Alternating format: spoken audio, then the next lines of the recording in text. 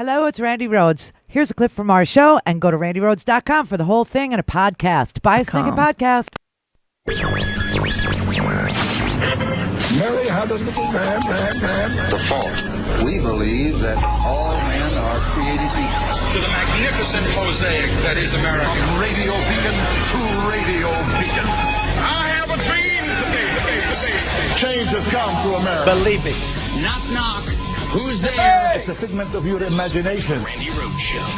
Turn up your mind. North Korea best not make any more threats to the United States. They will be met with fire and fury like the world has never seen. He has been very threatening beyond a normal statement. And as I said, they will be met with fire, fury, and frankly, power, the likes of which this world has never seen before.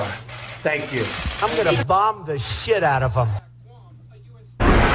We're being very, very strong on our southern border.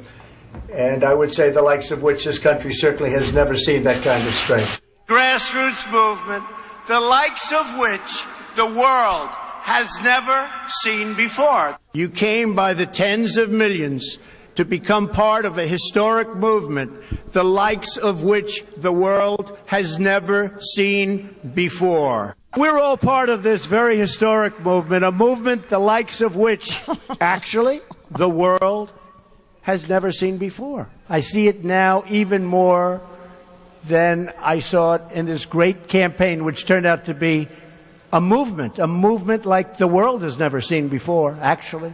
Unemployment is the lowest it's been in 17 years. Business enthusiasm is about as high as they've ever seen. We're unleashing a new era of American prosperity, perhaps like we've never seen before. Listen, you motherfuckers, we're going to tax you 25%. I'm going to bomb the shit out of them.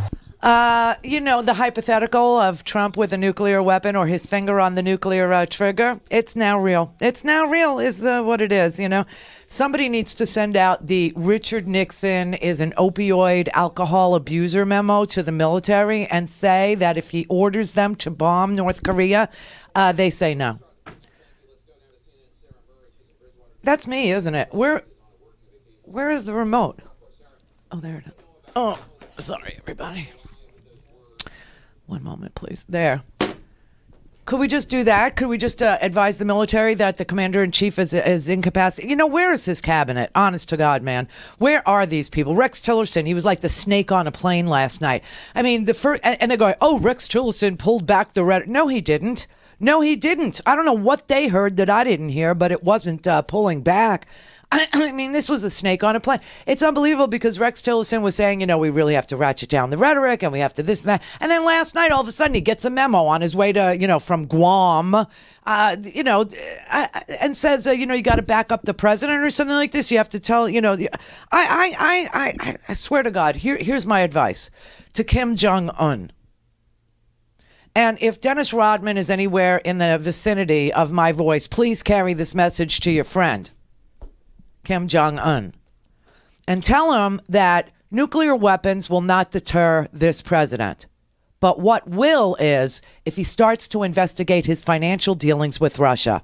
All right? That's really the weapon that you need to use against Donald Trump.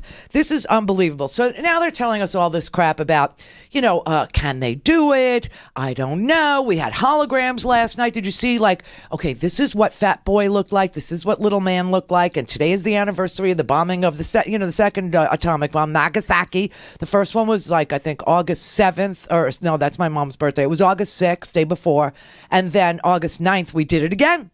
We bombed Nagasaki, and that's the last time anybody used a nuclear weapon. And the reason why you could and you can't now is because no one else had one. You see the logic in using it when no one else had. Yeah, but then we started this arms race, and you freaking had Eisenhower warn you about the military-industrial complex and how all our money was going to be spent on that, and it is. That and tax cuts. And, think about this. Trump hasn't had an original idea in his life, okay? Not ever. So here you have the repeat, because now I'm convinced we're going to war. I mean, I just know we are. Whether it'll be a nuclear war, I doubt it very much. I just don't think the military will launch. I really don't. I think his cabinet would actually invoke the 25th Amendment. I really do. Before they let him start, mass assured, global, nuclear destruction. I mean, the what is that clock that they have? The clock that goes 2 minutes to midnight or whatever it is. I can't hear you. I can't hear you. So the doomsday clock, right? Yeah, I still can't hear you. But the doomsday clock, yeah. So, if it gets to midnight, if it actually gets to midnight, I got to tell you, I really think that the cabinet, I have to believe that Mattis at the DOD, I got to believe that, there are some sane people there. I know there's no one at the State Department. I keep telling you, Rex Tillerson is forming his own little secret State Department thing, and he hasn't appointed anybody for the senior positions. So when the president says something like Fire and Fury, which sounds like a really bad, Steven Seagal movie, it sounds like the kind of movie they sell at Best Buy right next to the Tic Tacs and the Slim Jims. And by the way, don't buy the Slim Jims. You want the herky jerky. You cannot buy, the finest jerky at Best Buy. I'm sorry, you just can't. You want a computer? Best Buy. That would be your bet. You want like Massimo clothes for $6. Target is your deal. But you can't buy jerky at the, herky jerky. That's what you want. And, they did make it nitrite free for those freaks out there that have to have it nitrite free. I like the original, complete with the nitrites. But herkyjerky.com, visit. But anyway, I mean, this saber rattling is unbelievable. And that he called it, Fire and Fury, which is just, it's so insane. I mean, it just doesn't make any sense. This is not something an American president says. This is something Kim Jong-un says. And he may feel he's talking North Korea's language, but they already called his bluff. They already blew through his red line, like I heard somebody say last night, like tissue paper. Because they threatened to bomb Guam while Rex Tillerson was on Guam, which is probably what pissed him off. So then the snake was on the plane telling us, we should sleep well at night. Just trust him. I can't trust him because when the president says these off-the-cup they're saying it's improvised, which means Steve Bannon put it on a piece of paper and shoved it in front of him without the president discussing it with the Department of Defense, with Homeland Security, with the Department of Energy, who's in charge of our nukes, which would mean he had to discuss it with Rick freaking Perry, who's in charge of our nuclear arsenal. Oh, my God. Please.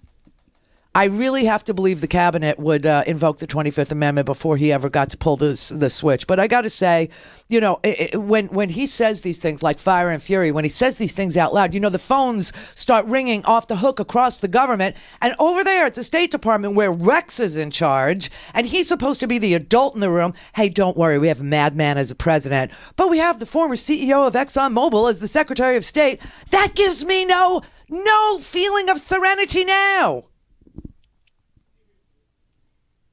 Jesus.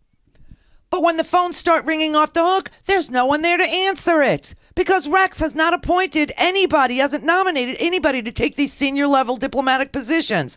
This is an insane government he's got. And of course, he's always wanted to blow up North Korea. He's always wanted to. I mean, people are going and they're finding all these old interviews he gave in 1999. CNN found one with Wolf Blitzer. Everybody found one where he's saying, the stupid people make these stupid deals. We really ought to nuke North Korea now before they have a nuke and that.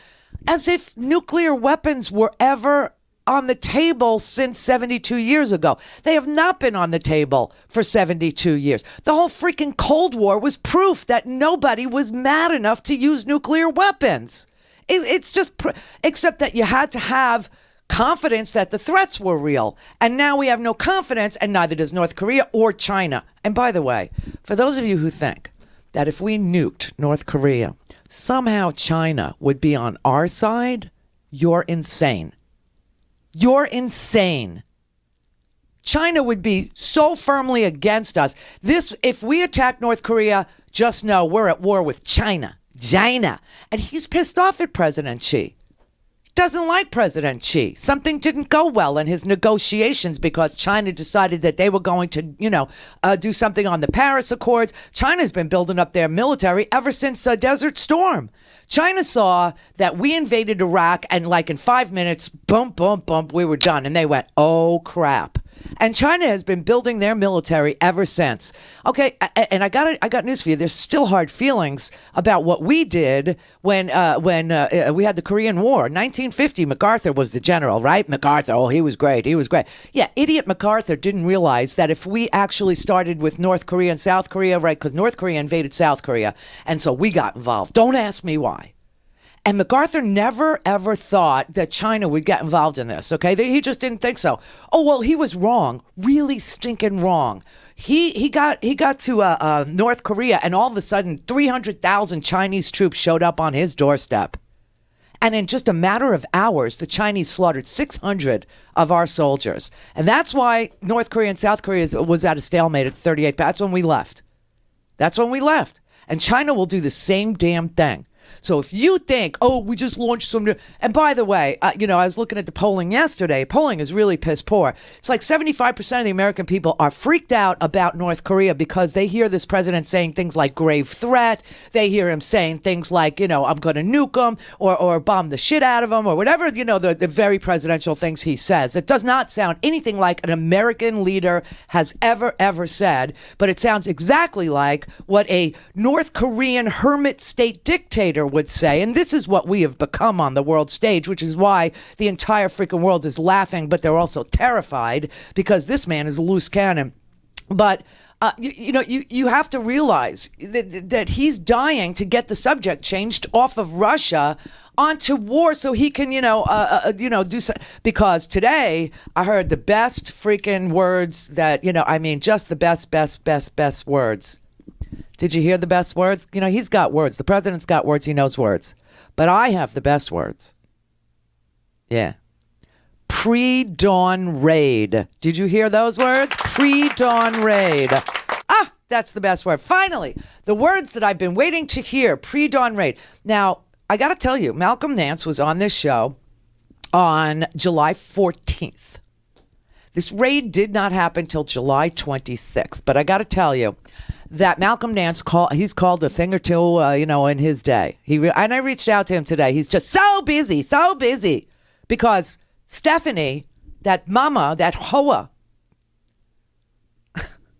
she's hogging the Nance. She wore him out. He's all worn out. He doesn't have time to return a phone call. I mean, it's very weird. But anyway, he called it. He was on our show on the 14th of July, and he said exactly this. Look, I can't believe that I get to actually play my own show as proof of news and getting it right. You know what? Here's the indicator that you need to be watching for, and I say this all the time. Okay, this is freaking me. Anyone that does not cooperate in the next 60 to 90 days with this investigation, as these investigatory teams start putting this giant picture together, and they're going to go for the easy fruit, right? They're going to go for the schemes in which there's a lot of documentation, or people who have already come up and have presented information. So start with Michael Flynn.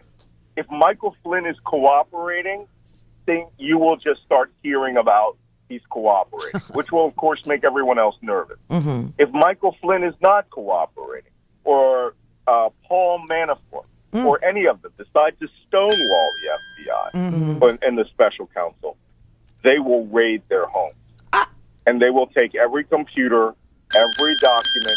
Sometimes they do that just to make a point that if you're not cooperative, we have ways to make you as cooperative as possible. Because the raids won't just happen to Michael Flynn. They'll happen to Michael Flynn Jr., his son, as you know, who was one of his greatest advocates and spends a lot of time on the computer. Yes, an avid retweeter is what he was of white nationalist propaganda. So anyone who's not playing ball, they have the spectacle, the optics of having U.S. Marshals and FBI SWAT teams literally descend on their offices, bringing those big white boxes out of wheelbarrows. Oh my God! That is the strength of this investigation. If nothing happens in the next 90 days, I find it virtually impossible to believe. But now the FBI and the special counsel have a new line of inquiry with these Kushner emails. Yes. And that's an easy one because the emails are the evidence. And now they can say, any more of these emails in your computer, and if they get stonewalled, they'll just go get a subpoena and they'll storm someone's office. And that's what they did. Except they stormed his house. Now now it wasn't Trump. It's not Trump yet. It was Paul Manafort. They stormed his house in Northern Virginia. It's not the White House. It's Manafort's house. But hey, everybody, it's a good start. Go to RandiRhodes.com for the whole thing and a podcast. Buy a stinking podcast.